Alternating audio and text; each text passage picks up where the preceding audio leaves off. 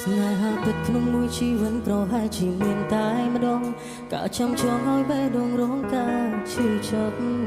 មានអារម្មណ៍កប់ទុកជាច្រើនដែលរូបបងចង់ប្រាចង់ឲ្យមកស្ដាប់ពេញមួយជីវិតបងនឹងងងតែងតែលងខ្លួនឯងរាល់ថ្ងៃមិនទទួលស្នេហាថ្មីក្រៅពីវងមិត្តមនុស្សពីរនាក់បែកគ្នាហើយមិនដេញឡើយមិនព្រមមកចិត្តស្រមកស្នេហាទឹកសួរថាពេលកន្លងធ្លាប់នឹកបងម្ដងដែរទេចំណែកបងគឺនឹកមាសមេគ្រប់វេលាបងព្យាយាមប្រាប់ខ្លួនឯងថាពួកយើងបែកគ្នាតែមិនជាគូក្បាលមិនបានមនុស្សបែកគ្នាអាចមានវេលាជួបវិញទេបើបេះដូងគឺនៅតែស្នេហ៍ភ្លេចមិនបានមានវិធីណាធ្វើឲ្យបងភ្លេចកលយានរឿងប៉ុន្មានហេតុអ្វីអូនភ្លេចងាយម្ល៉េះ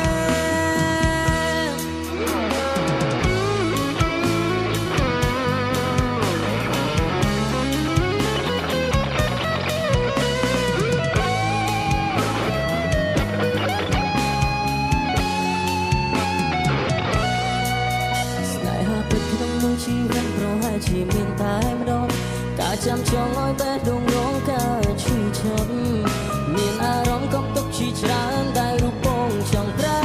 ប់ចង់ឲ្យមកស្ដាប់ពេញមួយជីវិតបងរងងតែងតែលងខ្លួនឯងរាល់ថ្ងៃមិនទទួលស្នេហាថ្មីក្រៅពីវងមិត្តមនុស្សពីរនាក់បែកគ្នាហើយដេញឡើយមិនព្រមមកចិត្តស្រមកស្នេហាដឹកសួរថា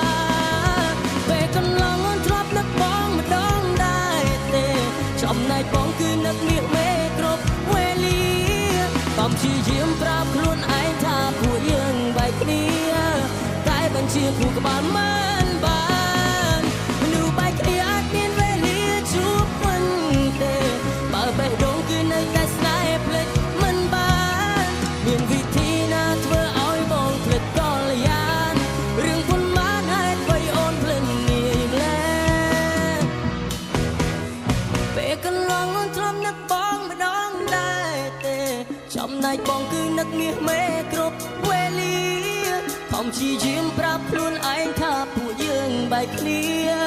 តែបញ្ជាគូក្បាលមិន